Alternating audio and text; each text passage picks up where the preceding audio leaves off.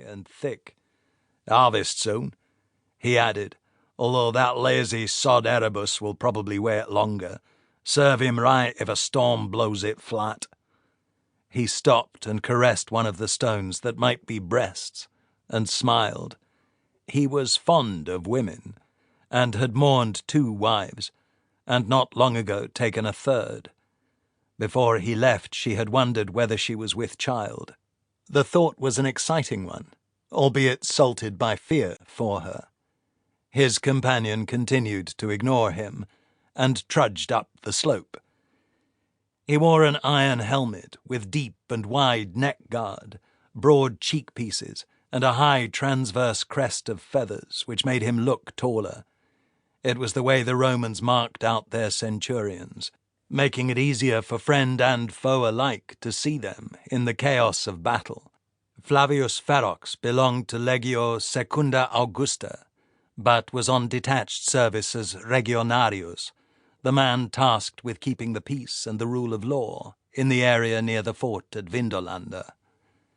A few months ago, the senior Regionarius in the north had died an especially nasty death, and since then Ferox had acted in his stead. Even so, they were a long way further north than any district formerly organized by Rome, or under his responsibility. No one but Ferox would have come this far in pursuit, especially with so few men.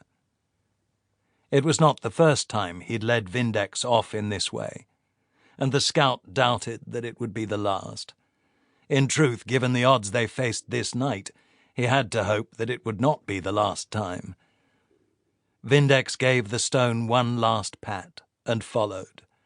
Ferox was already a fair way ahead, climbing a little bank rather than following the path as it wound around it.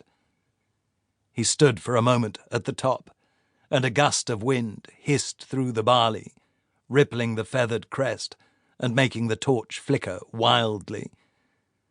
Ferox turned his back to the breeze and lowered the branch so that the flame recovered and did not go out. The wind slackened, and once he was sure that the torch was burning well, the centurion looked past the muttering scout, down into the valley floor. The 3 points of light from torches like the one he carried were where they should be. Ferox grunted in approval. "You're awake, then?" Vindex said, staring up at him.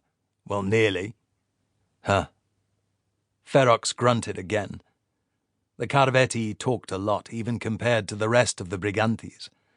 Both made the Romans seem reserved. Vindex came up to join him.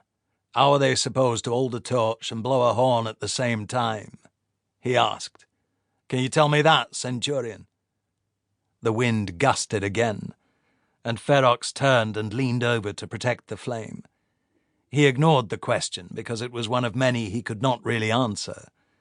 They had begun the chase 3 days ago. One of the scouts dropped out early on when his horse became badly lame. The day before last, their quarry met a lone rider, who then rode off to the east while the others continued north, and Ferox had sent another scout and one of his Roman troopers after whoever this was. The scout was not a true fighter, and the soldier a big Tungrian, who would get lost inside a fort if left on his own, so the two would together make one capable man. The tracks suggested the fugitive was small, perhaps a youth, so hopefully the two should manage if they caught up, although anyone willing to meet the men they were chasing was bold at the very least. That was one more mystery in the bigger mystery, and Ferox was not sure why he wanted that lone rider caught, save that he did not like loose ends.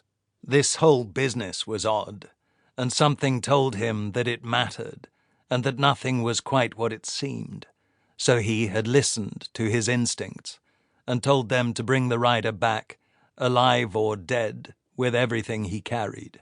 "That's if the buggers don't just go out before anyone has seen them." Vindex spoke loudly over the wind, interrupting his thoughts, especially when the breeze dropped suddenly so that it sounded as if the scout was shouting.